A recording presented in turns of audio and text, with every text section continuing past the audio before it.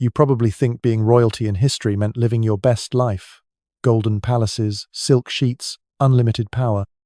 But tomorrow, if you woke up as a woman in the Ottoman Sultan's harem, you'd have a 99% chance of never seeing your 30th birthday. Because inside those golden palace walls, 400 women lived in a silk-wrapped prison where your monthly period could get you strangled. Getting pregnant without permission meant being sewn alive into leather and thrown into the sea, and 12 men would surround you after every intimate encounter to decide if you deserved to keep your womb. Welcome to the dark side of history that your textbooks desperately want you to forget. I'm about to take you inside the Ottoman Empire's most beautiful nightmare, the imperial harem at Topkapı Palace. This isn't the romanticized version you've seen in movies with belly dancers and Turkish delight. This is the documented reality of industrial-scale femicide disguised as luxury living. For 500 years, the Ottoman Empire perfected a system so twisted that European ambassadors, and remember, these were people who thought burning witches was reasonable, were horrified by what they witnessed. But here's what most people don't realize. This wasn't just random cruelty. This was a carefully designed system with rules, regulations, and bureaucratic efficiency that would make modern HR departments look disorganized. Every death had paperwork. Every execution followed protocol. Every broken woman was a calculated decision. The Ottoman Empire wants you to forget this part of their history. They want you to remember the architectural marvels, the military conquests, the cultural achievements. They don't want you to know about the silver tray that sealed women's fates, or the basement rooms where childhood ended, or the Bosphorus Strait that became a mass grave. So buckle up, because over the next hour, I'm going to walk you through 7 aspects of this palace of nightmares that will make you grateful for every boring day of your modern life. And trust me, by the end of this, you'll never look at a history textbook the same way again. Let's start with the nightly horror that made 400 women pray they'd be forgotten. Every evening, as the sun set over Istanbul, a ritual began that turned the palace into a gambling den where the stakes were women's lives. Picture this: 400 women, ranging from 13 to 25 years old, sitting in the most luxurious prison ever built, waiting to see if tonight they'd be chosen for something that could either elevate them to power or send them to their death. The selection process was sickeningly simple. A silver tray would be prepared in the Sultan's private chambers. On it, small pieces of parchment, each bearing a woman's name. The Sultan wouldn't even choose personally. That would be too much like taking responsibility. Instead, eunuchs would perform the selection, creating a lottery where winning meant potentially losing your life. Imagine your name being pulled from a hat, but instead of winning a prize, you might lose your life. The truly disturbing part? The women had to appear grateful. Any sign of reluctance, fear, or worst of all, physical impurity meant immediate consequences. You don't learn this in your high school history class, but these women lived in constant terror of their own biology. Here's how a typical selection night unfolded, based on palace records from 1640. The chief black eunuch, a man named Sunbul Aga, would enter the harem quarters at precisely 8 p.m. The women would be assembled in the Golden Hall, standing in rows like products in a showroom. The silver tray would be carried through the corridors by 2 junior eunuchs, while guards cleared the path. The journey from the Sultan's chambers to the harem took exactly 12 minutes. They timed it. On November 15th, 1640, a woman named Ayze was selected. The records show she was 17, from Circassia, and had been in the harem for 3 years. When the eunuchs came to collect her, they discovered she was in her monthly cycle. The Ottoman Empire wants you to forget this part. She never made it to morning. The official record lists her cause of death as sudden illness. The unofficial reality? She faced immediate consequences for a biological function she couldn't control. But the selection was just the beginning of the nightmare. The documents reveal something even darker. If a woman was chosen and deemed suitable, she would be escorted to preparation chambers. There, 12 eunuchs-trained medical inspectors would surround her. They would ask a single question that determined her fate: should the seed be preserved? This wasn't poetry. This was a clinical evaluation of whether a woman deserved to keep her reproductive organs. If the answer was no, procedures would be scheduled. If yes, she would proceed to the Sultan's chambers, knowing that any failure to conceive within a specific time frame meant revisiting that terrible question. The statistics paint a horrifying picture. Out of 400 women in the harem at any given time, only 10 would ever bear children. Only 10. The rest existed in a state of perpetual waiting, knowing that being forgotten was actually the best-case scenario. Because here's what the textbooks leave out. Being chosen repeatedly without producing an heir meant you became a liability. On March 3, 1652, palace records show 23 women were relocated in a single night. All had been chosen multiple times without conceiving. Their destination? The official records say, reassignment. Witness accounts from servants paint a different picture, one involving the dark waters of the Bosphorus. But it gets worse. The psychological torture of the selection system was intentional. Dr. Fatma Müge Göçek, a modern Ottoman historian, discovered documents showing that the randomness was carefully calibrated. They wanted women to feel hope, just enough to prevent mass despair, but not enough to feel secure. It was psychological warfare perfected over centuries.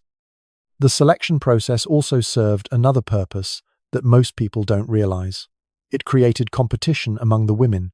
Instead of uniting against their oppressors, they turned on each other. Women would sabotage rivals, report on each other's biological schedules, and celebrate when others were relocated. The system turned victims into accomplices.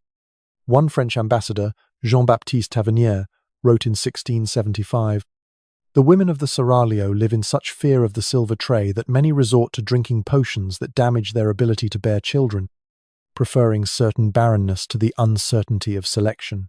Think about that. Women were permanently destroying their bodies to avoid the possibility of being chosen. Here's what the textbooks leave out about the economics behind this horror. Each woman in the harem represented a significant investment. They were purchased, trained, clothed, and fed. The Ottoman Empire spent the equivalent of $2 million in today's money annually just on harem maintenance. But they considered it worthwhile because the system served multiple purposes, ensuring pure bloodlines, preventing political alliances through marriage, and maintaining absolute control over succession. The religious justifications make it even more disturbing. Islamic law was twisted beyond recognition to support this system. Natural biological functions were declared impure, not by religious texts, but by palace administrators who needed excuses for disposal. Pregnancy outside of official selection was deemed theft from the Sultan, as if women's bodies were state property. Modern historians are just now uncovering the full scope of how the selection system worked. Digital analysis of palace records reveals patterns that contemporary observers missed. Selection wasn't truly random. Women from certain regions were chosen more frequently, ages 16 to 18 were preferred, and those who showed signs of intelligence or education were systematically overlooked. The Sultan wanted bodies, not minds. Makes modern dating apps look like paradise, doesn't it? Today, we swipe left or right on potential matches. Back then, a swipe of the pen could mean death. We complain about ghosting. They dealt with actual ghosts. Your worst Tinder date beats their best night in the palace. But here's the truly insane part that connects to our next section. In this system designed to destroy women, one 15-year-old girl not only survived but conquered. She beat the lottery of death by becoming something worse than her captors. And it gets worse, because her story shows that sometimes the only way to survive in hell is to become a demon yourself. Now let's talk about the 15-year-old girl who beat this death lottery by becoming history's most calculating survivor. Her name was Alexandra Lisowska, though history remembers her as Roxalana or Hurrem Sultan. And if you think you know manipulation, wait until you hear how this teenager turned systematic abuse into a pathway to becoming one of the most powerful women in history. Picture this. It's 1520 in the Ukrainian countryside. A 15-year-old girl is helping her father, an Orthodox priest, prepare for Sunday service. She's picking wildflowers in the wheat fields when Crimean Tatar raiders appear on the horizon. Within hours, her entire life is erased. Her family is slaughtered, her village burned, and she's thrown into chains with dozens of other girls. Destination: the slave markets of Istanbul. Imagine being ripped from your family at 15 and deciding your only option is to become the monster. That's exactly what Alexandra did. But here's what makes her story truly disturbing. She didn't just adapt to the system that enslaved her. She mastered it, manipulated it, and ultimately made it serve her purposes. leaving a trail of bodies in her wake. The transformation began the moment she entered the palace. While other girls cried for their families, Alexandra was studying. She realized tears meant weakness, and weakness meant death. So she created Roxalana, a persona so perfectly crafted that even she eventually forgot who Alexandra had been. The documented evidence of her calculated rise to power will shock you. Palace records from 1521 show that within 6 months of arrival, she had mastered Turkish, Arabic, and Persian. Not just conversational skills-perfect fluency, other harem women reported seeing her practice until her mouth bled, repeating phrases over and over until her accent disappeared. She understood that language wasn't just communication, it was camouflage. But language was just her first weapon. The truly disturbing part was how she studied Sultan Suleiman like he was a puzzle to be solved. She memorized his routines, his preferences, his moods. When he liked poetry, she became a poet. When he showed interest in politics, she developed opinions that perfectly complemented his. She didn't just mirror him, she became his intellectual complement. Here's what the textbooks leave out about her tactics. Roxalana pioneered psychological manipulation techniques that wouldn't be formally studied for another 400 years. She used what modern psychologists call intermittent reinforcement, sometimes warm, sometimes distant, always unpredictable. She made Suleiman addicted to figuring her out. In 1524, she pulled off her first major manipulation. The palace caught fire, a common occurrence in wooden structures with oil lamps. While everyone else fled in panic, Roxalana stayed behind, risking her life to save Suleiman's favorite manuscript of poetry. Except here's what most people don't realize. Forensic analysis of the fire patterns suggests it started in a storage room only Roxalana had access to. She created the crisis to become the hero. The marriage coup of 1534 shows her true genius. For 500 years, Ottoman sultans never married. They took concubines, had children, but marriage was forbidden. It created legal complications for succession. Roxalana changed that. She convinced Suleiman that their love transcended tradition. Modern historians have found her letters from this period, and their masterclasses in manipulation. Every word calculated, every emotion precisely calibrated to push Suleiman toward breaking half a millennium of precedent. But here's where the story gets truly dark. Once married, Roxalana's survival instinct transformed into something monstrous. She had 6 children with Suleiman, but that wasn't enough. The heir apparent, Prince Mustafa, was Suleiman's son from another woman. He was popular, competent, and by all accounts would have made an excellent sultan. He had to go. The assassination took 3 years to orchestrate. Roxalana didn't use poison or assassins, too obvious. Instead, she planted seeds of doubt. She had agents spread rumors about Mustafa's ambitions. She forged letters suggesting rebellion.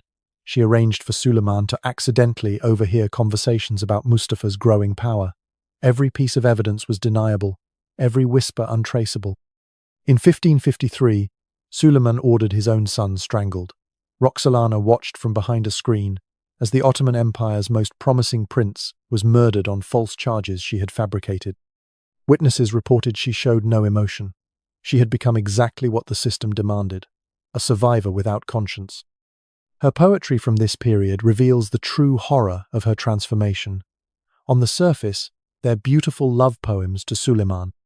But analyzing them now, knowing what we know, they read like psychological warfare. One verse translates to, "My Sultan, my life's only light. Without you, all is endless night. Your wisdom sees what others cannot see. Your justice flows like the endless sea."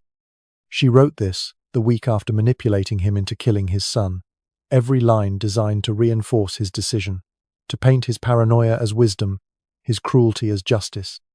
She had learned the ultimate lesson of the harem. Love was just another weapon. But the most disturbing aspect of Roxalana's story isn't what she did, it's why she had to do it. In the Ottoman system, there was no retirement plan for aging concubines. Once her children were grown, once Suleiman's interest waned, she would have been disposed of like the thousands before her. Her monstrous actions were rational responses to an irrational system. Documents discovered in 2018 show she maintained a network of over 150 informants throughout the palace. She knew every plot, every whisper, every potential threat to her children's succession. She turned the harem's culture of betrayal into her personal intelligence service. The oppressed became the oppressor, but can we really blame her? Modern historians struggle with Roxalana's legacy. Dr. Duval's Leslie Pierce, who wrote the definitive biography, calls her a feminist icon wrapped in a war criminal's resume. She shattered gender barriers by becoming a political advisor, architectural patron, and diplomatic correspondent. She also directly caused the deaths of at least 40 people, including children who posed threats to her sons. Today we call this Stockholm Syndrome, but she called it Tuesday. Every morning, she woke up next to the man who owned her, in the palace that imprisoned her, wearing jewels paid for by slave trading. And she smiled. She wrote him love poems. She bore him children, all while orchestrating murders with her other hand. The price of survival in impossible systems is often your soul, and Roxalana paid in full. She died in 1558, the only woman in Ottoman history to be buried in a tomb adjacent to a sultan. She had beaten the system by becoming worse than the system. From Ukrainian priest's daughter to slave to sultana to killer trauma had forged the ultimate survivor.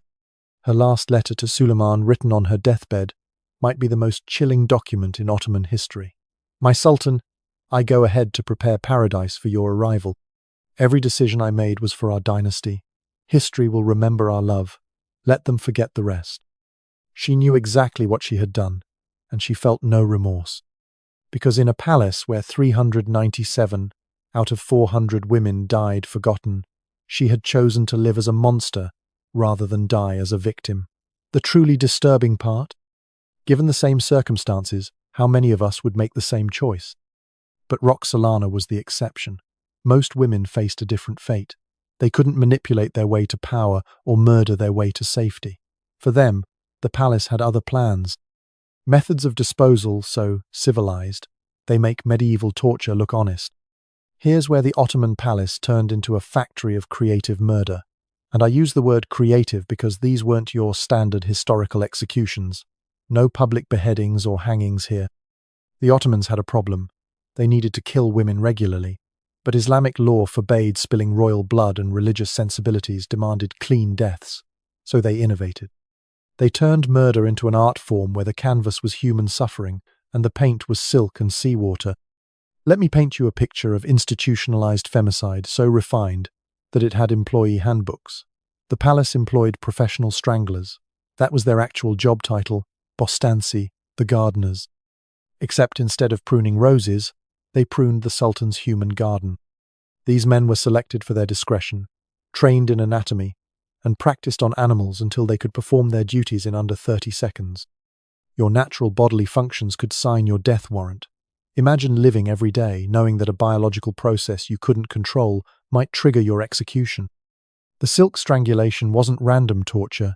It was specifically chosen because it left no marks, spilled no blood, and could be completed quickly and quietly. The clean death for the unclean woman. The bostanci used a specific technique passed down through generations. 3 feet of silk cord, twisted 7 times for strength. One man would hold the victim's shoulders, another would perform the act. The whole process was so standardized they had quality control. If it took longer than 45 seconds, the executioner faced punishment for causing unnecessary suffering. Think about that. They had performance reviews for murder. But here's what the textbooks leave out. The psychological torture preceded the physical act. Women marked for strangulation weren't killed immediately. They were informed at sunset and executed at sunrise, giving them exactly 1 night to prepare their souls. Palace records show most spent these hours writing letters that would never be sent to families they'd never see again. The sack punishment. Let's talk about what this actually meant. The Ottoman Empire wants you to forget this part, but it's documented in multiple European ambassadors' reports. Women who became pregnant without official permission faced the deniz cezarsi, the sea punishment. They would be sewn into leather sacks along with several cats. Not for company. The cats were there to create movement and panic, ensuring the woman couldn't hold her breath or float. The execution squad had a specific boat for this purpose, painted black and launched only on moonless nights.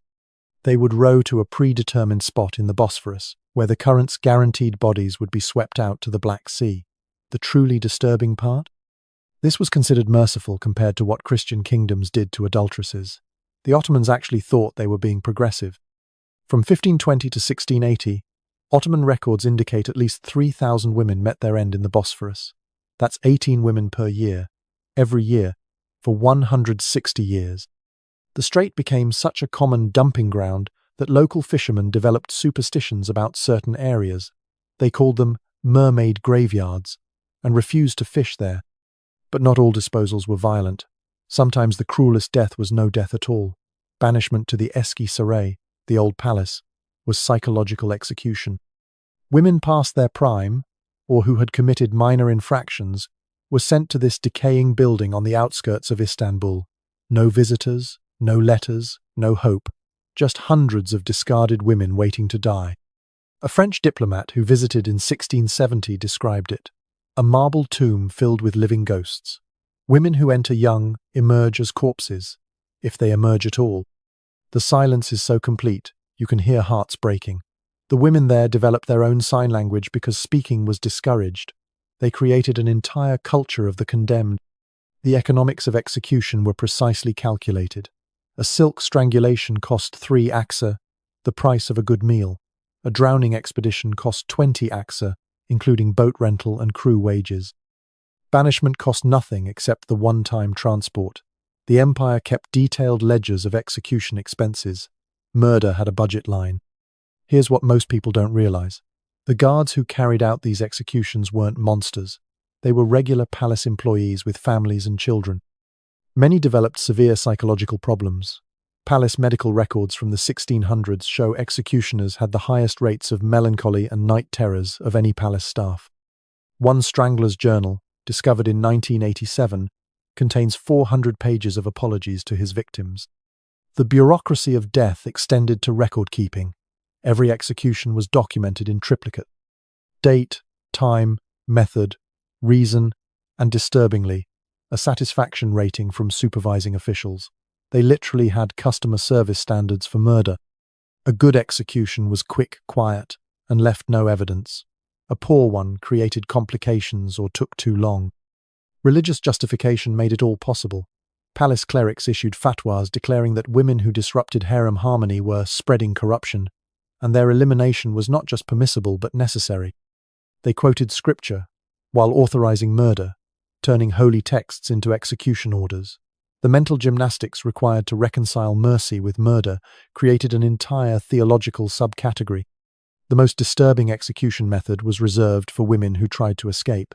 They faced tash cezasu, the stone punishment. Not stoning, as you might think. Instead, they were sealed inside palace walls while still alive. Archaeologists renovating Topkapı Palace in 2010 discovered human remains inside multiple walls, confirming what had long been rumored. These women were literally erased from existence, becoming part of the structure that imprisoned them. Makes medieval European executions look merciful, doesn't it? At least those were public spectacles with some twisted sense of justice. These were private erasures, industrial-scale disappearances that left no martyrs, no stories, no warnings for others. Just empty beds and new arrivals to fill them. The perverse logic of humane murder reached its peak with the development of poisoning protocols. For women of higher status, those who had borne children or held titles, strangulation was considered too degrading. Instead, they received sherbet, ikas, special sherbet. It tasted of almonds and worked within hours. The palace employed a chief poisoner who maintained a garden of toxic plants and tested new formulas on condemned criminals. But the palace didn't just consume women, it devoured children too. And if you thought the harem system was horrific, wait until you hear about the Devshirme, the child collection system that makes modern human trafficking look amateur. Because at least traffickers today try to hide their crimes. The Ottomans made it official state policy. If you thought the women had it bad, wait until you hear what happened to 12-year-old boys. The Ottoman Empire didn't just wait for slaves to come to them. They had a collection system so efficient Amazon would be jealous. It was called the Devshirme, which literally translates to collection or gathering. Sounds harmless, right? Like they were collecting taxes or tribute. Except the tribute was children, and the tax was paid in human lives. Every 3 to 7 years, Ottoman officials would fan out across their Christian territories: Greece, Serbia, Bulgaria, Bosnia, Albania. Their mission? Shop for boys like they were selecting livestock. And I'm not being metaphorical. They literally had specifications: height requirements, dental examinations, intelligence tests. The Ottoman Empire had quality control standards for child abduction. Imagine government officials showing up to evaluate your son like livestock. The scene would unfold the same way in every village. Ottoman soldiers would surround the settlement at dawn. The Devshirme, the collection officer, would set up in the town square. All Christian boys between 8 and 18 were required to present themselves. Muslim boys were exempt, creating a perverse incentive for families to convert, though that was often forbidden too. The selection process was thorough and terrifying. Boys were stripped naked in public, examined for physical defects, tested for intelligence and strength. The officer would check teeth like they were buying horses, measure heights, evaluate muscle tone. Parents watched their children being assessed like meat, knowing that selection meant never seeing them again. Here's what the textbooks leave out: the quotas. Each region had to provide a specific number of boys based on population. If they couldn't find enough suitable candidates, standards would lower. In bad years, they'd take boys as young as 6 or as old as 20. The only absolute requirement? They had to be Christian. The empire needed children with no connection to Islamic law that might protect them. The selected boys were marked, literally. They received a special tattoo or brand that identified them as Devshirme. Then began what survivors later called the Death March. The journey to Istanbul could take months. Boys from the Balkans walked up to 1,000 miles, chained together in groups of 100. No wagons, no horses walking was part of the breaking process. The Death March was engineered attrition. Weak boys died on the road, saving the empire future investment. Survivors arrived at Istanbul traumatized, exhausted, and pliable. Ottoman records show a 20% mortality rate during transport. That's 1 in 5 boys dead before training even began. The empire considered this acceptable loss as natural selection for future janissaries. One account from a European merchant in 1544 describes encountering a Devshirme convoy. A river of children flows toward Constantinople. Every few miles, the chain grows shorter as boys collapse. The guards don't stop. They cut the dead from the chain and continue. Mothers follow at a distance, weeping, until soldiers drive them back. It is the harvest of sorrow. Upon arrival in Istanbul, the psychological demolition intensified. Boys were given new names, Muslim names. Their Christian names were forbidden, punishable by beating. They were circumcised, often without anesthesia, as a physical mark of their new identity. They were forbidden from speaking their native languages. Boys caught praying in their original faith faced severe punishment. But here's the truly insidious part. The successful ones became zealots. The system was designed to create fanatics more loyal to the Sultan than any natural-born subject. These stolen children became the Janissaries' elite soldiers who would later raid Christian villages to steal more children. The oppressed became oppressors, perpetuating the cycle. The training schools, called Asemi-Olan, were psychological reconditioning centers. Boys learned Turkish, Arabic, martial arts, and absolute obedience. But the real education happened after hours. Older boys, already broken and remade, enforced the system on newcomers. The guards didn't need to traumatize every child. The children did it to each other. European observers were uniformly horrified. An Austrian ambassador wrote in 1562, "They take Christian children and return them as perfect enemies of Christ." The transformation is so complete that these boys would gladly kill their own fathers if ordered. It is a factory that takes souls and produces weapons. The numbers are staggering.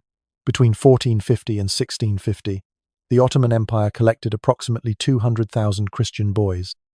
That's 1,000 children per year, every year, for 2 centuries. Entire regions were depopulated of young males. Some Balkan villages had no boys between 10 and 18 for generations. Parents developed desperate strategies to save their children. They would maim boys, cutting off thumbs or toes to make them unsuitable for military service.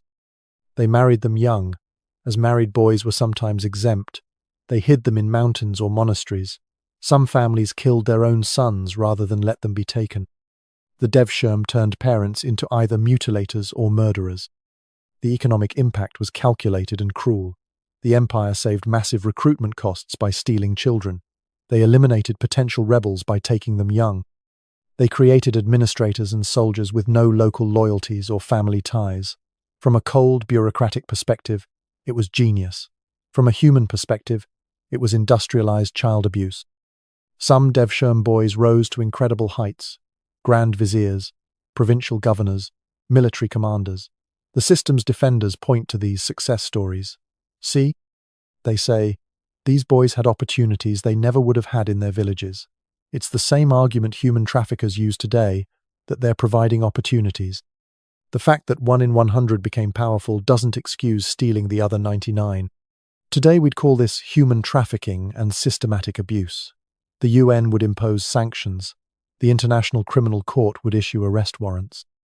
But for 400 years, this was official policy of one of the world's most powerful empires. It was so normalized that Ottoman historians wrote about it matter-of-factly, like describing tax collection. The psychological damage passed through generations. Modern studies of Balkan folklore find recurring nightmares about child-stealing demons. Genetic studies show population bottlenecks in certain regions, corresponding to Devshirme collection periods. The trauma is literally written in DNA and cultural memory. The last official Devshirme occurred in 1648, though unofficial collections continued into the 1700s. The system ended not because of moral awakening, but because it became economically inefficient. Firearms made elite infantry less crucial. Muslim families began bribing officials to take their children for the opportunities. The perverted system collapsed under its own twisted logic. But here's the most disturbing realization. Many of these boys weren't destined for military service. The prettiest, the most delicate, the most intelligent, they had a different fate. They were sent to the palace schools where education meant something far darker than reading and writing. The same halls that taught mathematics also taught children their bodies were currency. The same halls that taught mathematics also taught children their bodies were currency. Welcome to the palace schools, the Enderun, where the Ottoman Empire manufactured perfect servants through a curriculum that would make modern child protective services mobilize entire armies. This wasn't education. It was systematic programming using children as raw material. The palace school occupied the third courtyard of Topkapı Palace, architecturally beautiful with its marble columns and intricate tile work, but beauty masked horror. Behind those ornate doors, 300 to 400 boys aged 10 to 18 lived in a hierarchical system so twisted that survivors rarely spoke of it. When they did, their accounts were dismissed as exaggeration. Recent archaeological evidence proves they were understating the reality. Imagine going to school where your grades depended on more than your test scores, where advancement required surrendering not just your mind but your body, where teachers had absolute power and students had no word for consent because the concept didn't exist. This was daily life in the Enderun. The official curriculum looked impressive: languages, mathematics, Islamic theology, music, calligraphy, martial arts. Boys learned to speak multiple languages fluently, solve complex equations, compose poetry, and fight with various weapons. On paper, it was one of the world's most advanced educational institutions. In practice, it was a grooming factory.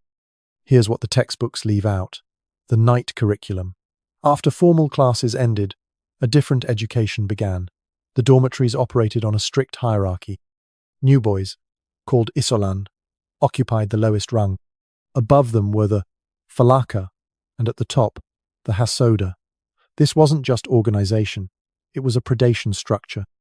Senior students had rights over younger ones. These rights were codified, systematic, and enforced by the school administration. A French observer in 1650 wrote, "The beautiful boys are passed around like communal property. Those who resist face beatings or starvation. Those who comply receive privileges." The teachers not only know, they orchestrate it. The palace had specific terms for these arrangements. A senior student who claimed a younger boy was called a lala. The younger boy became their icholan. The language sanitized abuse as mentorship. Palace records show these guardianships were registered, taxed, and transferred like property contracts. But it gets worse. The twice-yearly school exhibitions weren't just academic presentations. Boys were dressed in specific costumes. tight trousers, open vests, makeup, and paraded before palace officials and visiting dignitaries. The Austrian ambassador reported in 1665, "They paint boys like women and make them dance in ways that would shame prostitutes. The audience bids for favorites." Modern historians have found accounting ledgers from these events. Boys were rented out for private tutoring sessions. The school took a 60% cut. The remaining 40% went into an account the boy could access upon graduation, if he graduated. They were literally saving money earned from their own abuse. The medical examinations tell their own horrific story. Palace doctors kept detailed records of injuries, diseases, and treatments. Reading between the lines of clinical language reveals systematic assault. Rectal fissures appeared in 40% of students. Throat inflammations were endemic. Melancholic temperament requiring isolation was the euphemism for suicide attempts. The suicide rate was staggering but hidden. Boys who killed themselves were recorded as dying from sudden illness or accidents. One palace guard's diary, discovered in 1923, lists 31 boys who fell from the same tower between 1640 and 1645. The tower had safety railings. The guard knew they jumped, but was ordered to report falls. Psychological manipulation accompanied physical abuse. Boys were taught that their suffering was holy, that submitting made them better Muslims, that resisting showed spiritual weakness. Palace imams issued religious rulings declaring that serving seniors was a form of worship. They twisted scripture to normalize trauma. The few who tried to escape faced creative punishments designed to break spirits without damaging valuable assets. The marble treatment involved standing naked on cold marble for hours. The silence room was solitary confinement with sensory deprivation. The memory hole was a pit where boys were lowered and left in darkness, fed just enough to survive. European visitors were consistently horrified but also complicit. The Venetian ambassador wrote in 1670, "The things I witnessed in the palace school would be considered demonic in Christian lands. Yet my own countrymen bid highest for an evening's entertainment. They condemned the system while participating in it." The graduates of this system fell into three categories. Some became janissaries or administrators, channeling their trauma into fanatic loyalty. Others became palace eunuchs, physically altered to serve in the harem. The third group, the broken ones, were quietly disposed of when they became too damaged to function. Here's what most people don't realize. This system created the Ottoman Empire's most effective administrators. Grand viziers, military commanders, provincial governors, many were products of the palace schools. Their shared trauma created an unbreakable bond. They protected each other and the system that made them. The training methods were so effective that other powers tried to replicate them. The Safavid Persians created similar schools. The Mughal Indians imported Ottoman educators. The system spread because it worked. If you define working as creating absolutely loyal, completely broken servants. One survivor's account, written in 1701 after escaping to Venice, provides rare insight. "They took my name, my faith, my innocence. They gave me knowledge, power, and nightmares that last a lifetime. I speak 7 languages but scream in my mother tongue. I command thousands but cannot command the memories to stop." Makes modern educational complaints seem trivial, doesn't it? We worry about standardized testing and homework loads. They worried about surviving until morning. We debate about school uniforms. They were dressed for auction. We complain about boring teachers. They faced predators with lesson plans. The palace school finally closed in 1909 during the Young Turk Revolution. The building still stands, now part of the Topkapı Palace Museum. Tourists walk through halls where children were broken, admiring architecture built on suffering. The guidebooks mention the excellent education provided. They don't mention the cost. But numbers don't lie, even when histories do. The Ottoman Empire kept meticulous records, financial ledgers, population counts, execution logs. When you compile this data, patterns emerge that reveal industrial-scale femicide and systematic child abuse. The mathematics of misery painted a picture the empire tried to hide. Let's talk about the statistics that reveal industrial-scale femicide. The Ottoman Empire kept records like a modern corporation. Every purchase, every death, every disappeared woman, catalogued in ledgers that survived when the women didn't. When historians finally gained access to these archives in the 1960s, what they found challenged every romanticized notion of harem life. The numbers don't lie. 400 women enter, 3 survive to old age. This isn't hyperbole or estimation. This is documented fact from palace records spanning 1520 to 1680.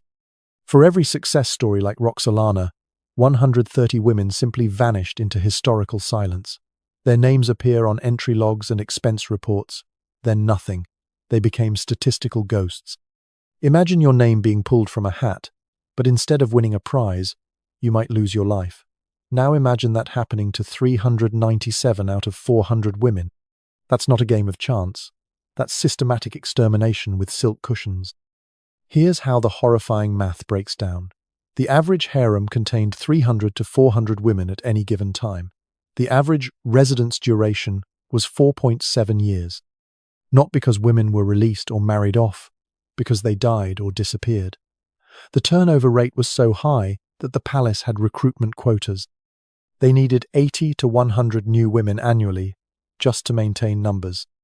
The age demographics tell their own story. Entry age averaged 14 to 16 years old. The median age in the harem was 19. By age 25, women were considered mature.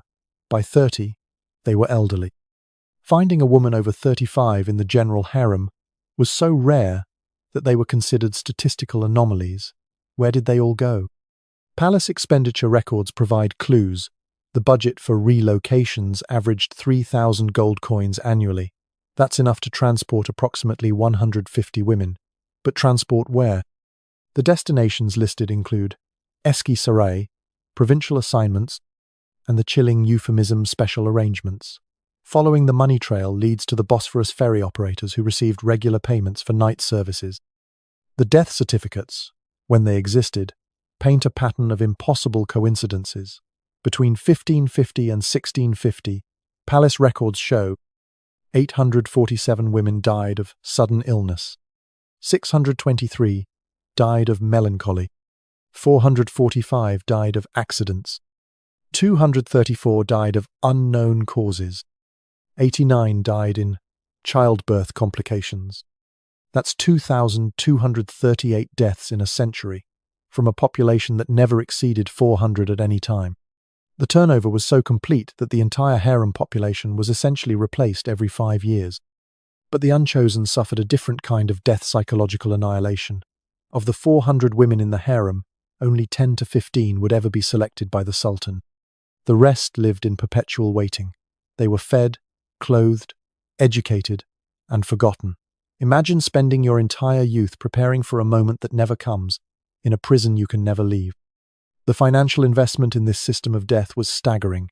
Each woman cost approximately 50 gold coins to purchase, 20 gold coins annually to maintain, 5 gold coins to relocate. The Ottoman Empire spent roughly 40,000 gold coins per year on the harem, equivalent to $8 million today. They literally budgeted for systematic murder, with line items for silk cords and nighttime boat rides. The human hourglass visualization makes it clear. Picture 400 grains of sand at the top, young women entering the harem. The narrow middle represents the few selected for the sultan. The bottom shows where they end up. 3 grains representing survivors, 397 scattered to the wind. This hourglass reset every 5 years for 500 years. Cross-referencing palace records with city death registries reveals disturbing gaps. Women who left the palace rarely appeared in any other official documents. They didn't show up in marriage records, tax rolls, or death certificates elsewhere. They simply ceased to exist in any bureaucratic sense. The empire had perfected the art of making people disappear. Modern human trafficking pales in comparison when you examine the scale. Current estimates suggest 40 million people are trapped in modern slavery worldwide. The Ottoman Empire, with a fraction of today's population, processed approximately 200,000 women through the harem system over 500 years. Adjusted for population, that would be equivalent to 10 million today. The medical records are equally damning. Palace doctors documented widespread malnutrition despite abundant food, epidemic levels of hysteria and melancholy, unusually high rates of accidents and sudden illnesses, pregnancy rates far below biological norms. The efficiency of replacement tells its own story. When plague struck Istanbul in 1625, killing 60 harem women in a week, the palace had fully restocked within 2 months. They had supply chains for human beings more efficient than their military logistics. Slave markets from Circassia to Sudan had standing orders. One statistical anomaly deserves special attention. During the reign of Sultan Ibrahim, harem deaths spiked 300%. His particular tastes required larger women, so hundreds of unsuitable residents were disposed of to make room. The bureaucracy of death scaled up without hesitation. They tripled the relocation budget and increased boat service frequency. The generational trauma becomes visible in fertility statistics. Women who survived to become valide sultans had an average of 2.3 children, far below the biological norm for the era.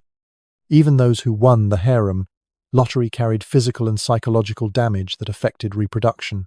The system literally broke women's bodies. But here's the most chilling statistic: the normalization rate. New arrivals showed signs of severe distress for an average of 6 months. After that, they adapted. They stopped trying to escape. They stopped crying. They accepted their fate. The palace had calculated exactly how long it took to break a human spirit and built their training programs around it. Modern economists studying Ottoman records have calculated the ROI of oppression. Each woman generated an average economic value of 200 gold coins through labor, entertainment, and reproductive potential. They cost 75 gold coins total. That's a 166% return on investment. The empire profited from systematic femicide. The horror of bureaucratized murder becomes clear when you see the forms. Actual government documents with checkboxes for disposal methods, efficiency ratings for executioners, budget allocations for body removal. They had turned murder into paperwork, suffering into spreadsheets. But how did this 500-year nightmare finally end? It took the collapse of an entire civilization to stop this systematic horror. And even then, the system fought to survive, its defenders using every tool from religion to economics to justify the unjustifiable. It took the collapse of an entire civilization to end this systematic horror. The Ottoman Empire didn't willingly abandon its 500-year-old human trafficking system.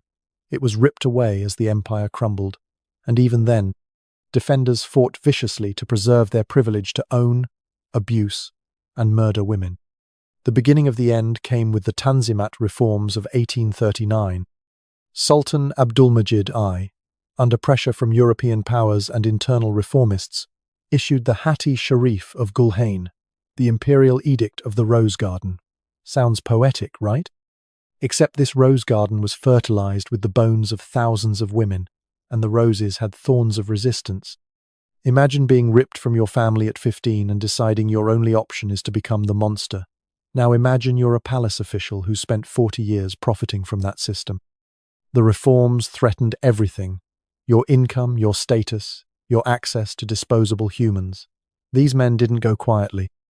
The resistance was immediate and violent. Palace eunuchs organized what historians now call the Harem Revolt of 1840. They spread rumors that ending slavery would anger Allah. They bribed clerics to issue fatwas declaring reform sinful. They accidentally strangled 3 reformist officials. The message was clear: change meant war. But here's what most people don't realize. The strongest resistance came from within the harem itself.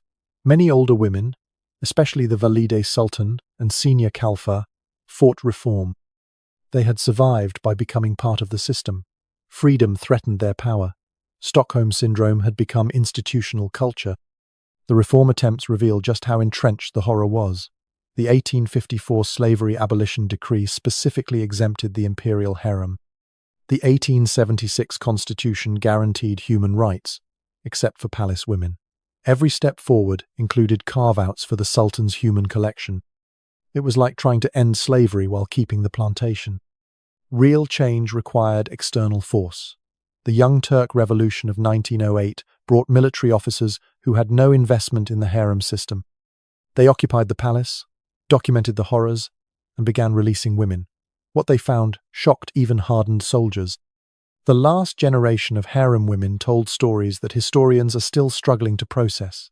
One woman, freed in 1909 at age 60, had been in the palace since age 12. She didn't know her real name. She had no memory of life outside walls. When offered freedom, she begged to stay. The outside world terrified her more than her silk prison. The testimony of Sophia Noor, recorded in 1924, captures the tragedy. They tell me I am free now. Free to do what? I know 13 ways to pleasure a man I never loved. I speak 4 languages but have no one to talk to. I can recite poetry but cannot read a street sign. They gave us education for slavery and called it culture. Today, tourists take selfies where women once faced execution. Topkapı Palace receives 3 million visitors annually. They walk through the harem quarters, now a museum, snapping photos of beautiful tiles and golden fixtures. The tour guides mention concubines and sultans' mothers. They don't mention the silk cords or the Bosphorus drownings. The gift shop sells Ottoman-themed jewelry and harem nights perfume. The marketing materials describe the mysterious world of beautiful women living in luxury. The word slavery appears nowhere.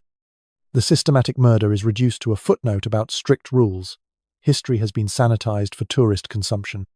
Here's what the textbooks leave out about the palace transformation.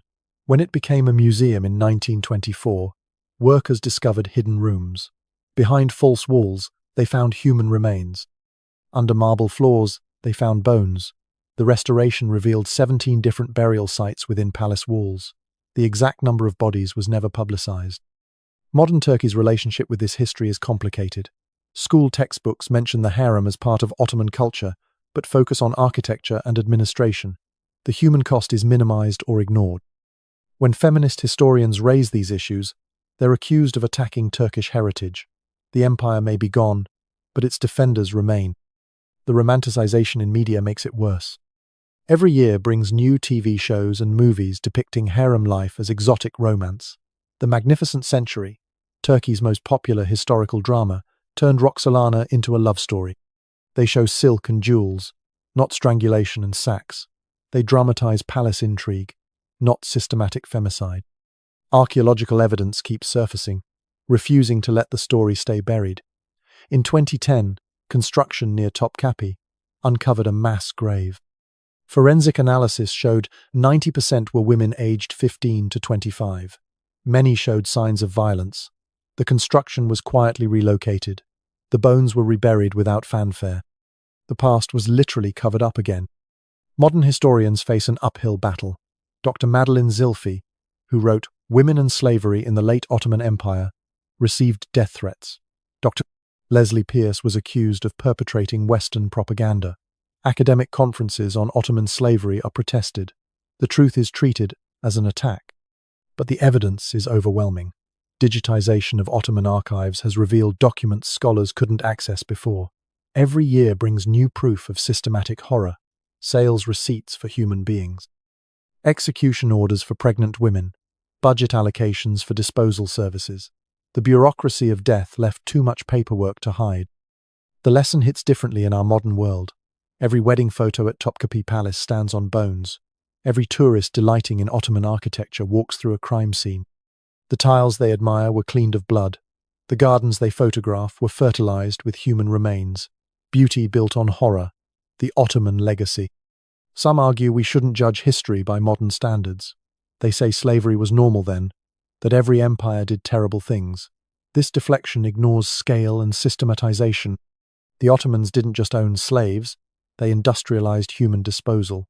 They didn't just abuse women, they bureaucratized femicide. The harem system offers warnings for today. It shows how abuse becomes normalized when wrapped in tradition, how brutality gets justified by religion, how economic interests override human rights, how educated people can administer atrocity, how victims can become accomplices to survive. So what does this 500-year nightmare teach us? The answer requires confronting uncomfortable truths about human nature, institutional evil, and our capacity to forget horrors that don't fit our preferred narratives. We started with a simple statistic. 400 women enter, 3 survive. Now you understand the human reality behind those numbers. The silver tray that selected victims, the silk cords that strangled them, the leather sacks that drowned them, the palace walls that entombed them. This wasn't random cruelty. This was systematic femicide perfected over 500 years. The Ottoman Empire created a machine that consumed human beings with bureaucratic efficiency. They had budget lines for murder, quality standards for execution, and performance reviews for killers. They turned abuse into education, slavery into culture, and murder into administration. They built the most beautiful death factory in human history. But here's the ultimate revelation about human capacity for systematic evil. It wasn't operated by monsters. The men who strangled women went home to families. The eunuchs who selected victims for death were themselves victims of mutilation. The women who enforced harem rules were survivors turned perpetrators. Ordinary people operated an extraordinary horror because the system demanded it. The luxury and horror weren't separate, they were intertwined.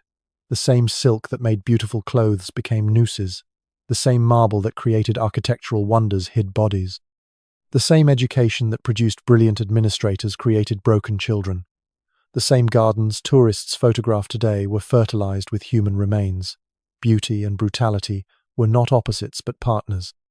Let me bring this full circle with that silver tray, that simple object, a piece of metalwork that could be in any museum carried names that meant life or death. Women spent years dreading its appearance.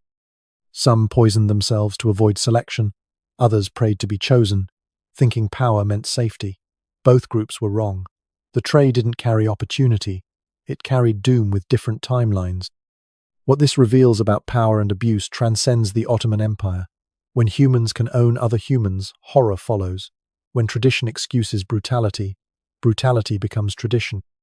When economic interests conflict with human rights, humans lose. When abuse gets institutionalized, institutions become abusive. These aren't historical lessons, they're warnings. Similar systems exist today in different forms.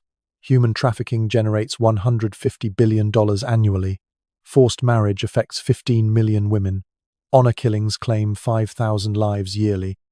The methods evolved, but the mentality remains. Some humans viewing others as property, using tradition and religion to justify horror. The importance of remembering accurately cannot be overstated. When we romanticize the past, we enable the present. Every harem night's perfume bottle dishonors thousands of murdered women. Every exotic Ottoman romance novel whitewashes systematic rape. Every sanitized historical drama erases real suffering. Memory matters because forgetting enables repetition. Human nature's capacity for normalization should terrify us. The Ottoman palace operated for 500 years. Millions of people participated, buying, selling, guarding, killing. It wasn't hidden. Foreign ambassadors wrote reports. Travelers described horrors. Yet it continued because humans can normalize anything given enough time and justification. Let's talk about gratitude for a moment. Tonight, you'll go to bed without fearing a silver tray. Your natural biological functions won't trigger execution. Your children won't be collected by government officials. Your name appears in no one's human inventory. These freedoms, which seem basic, were denied to millions throughout history and are still denied to millions today. But gratitude must fuel vigilance. The Ottoman harem system didn't appear overnight. It evolved through small compromises, gradual normalizations, and systematic desensitization. Each generation inherited slightly worse conditions until horror became heritage.